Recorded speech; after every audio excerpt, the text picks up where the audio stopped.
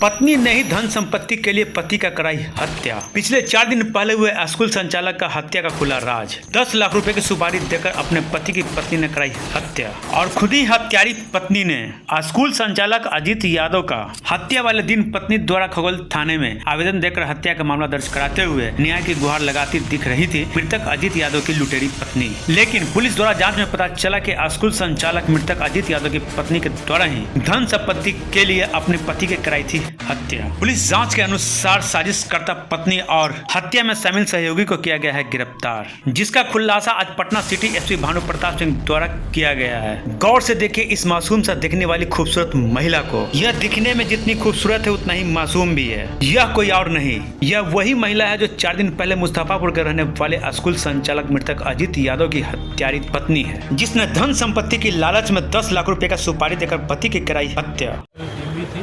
और उस टीम ने रात दिन काम किया और उसी का परिणाम ये था कि इसमें जो कांड का सफल उद्भेदन है वो हो चुका है।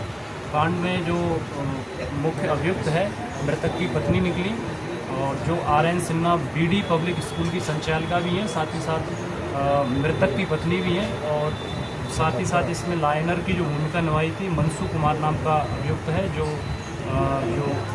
रीता सिन्हा है, इनका ड्राइवर के रूप में काम करता है और इन दोनों को अभी गिरफ्तार कर लिया गया है। और हत्या के पीछे मोटिव ये था कि जो मृतक व्यक्ति था उसकी सारी प्रॉपर्टी को जो रीता सिन्हा है वो अपने नाम पर करवाना चाहती थी और स्कूल चूँकि रीता सिन्हा संचालित करती थी लेकिन उसकी जो ज़मीन थी वो मृतक के नाम पर थी। मरने के बाद तुरंत उनके नाम पर वो शिफ्ट हो जाएगी और यही इसका तात्कालिक मोटिव था। इसके अलावा और भी जो प्रॉपर्टी थी मृतक के नाम पर वो सारी की सारी उनके नाम पर आनी थी। अभी इसको गिरफ्तार करके माननीय न्यायालय में भेजा जा रहा है। इसके अलावा घटना में जो बाइक उपयोग हुई थी उसको पुलिस ने सीज कर लिया है और इसमें जो शूटर थे उनकी शिनाख्त हो गई है। उनकी छापेमारी कुमार की पत्नी है रीता सिन्हा है और उन्होंने ही अपनी पति की हत्या करवाई है और इस हत्या को करवाने में उन्होंने मुख्य लाइनर के रूप में जिस व्यक्ति की मदद की है वो उनका ड्राइवर है। उसकी भी गिरफ्तारी बिहार राज्य से बाहर जाके बनारस से SIT की टीम द्वारा की गई और गिरफ्तार ड्राइवर का नाम मनसू कुमार सन ऑफ उदय प्रसाद है जो शिकारपुर थाना शाहपुर जिला पटना का रहने वाला है। अभी इन दोनों अभियुक्तों को गिरफ्तार कर लिया गया है। साथ ही साथ जिस बाइक से व्यक्ति की हत्या की गई थी उसको बरामद किया गया है। घटना में जिन मोबाइल फ़ोन्स का उपयोग किया गया था उनको भी जब्त किया गया है।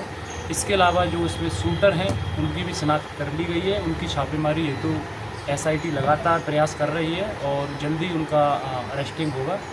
और घटना का मोटिव क्या ये है कि जो स्कूल की संचालिका और मृतक की पत्नी रीता सिन्हा है इनको अपने पति के नाम पर जितनी भी प्रॉपर्टी थी वो अपने नाम पर करानी थी।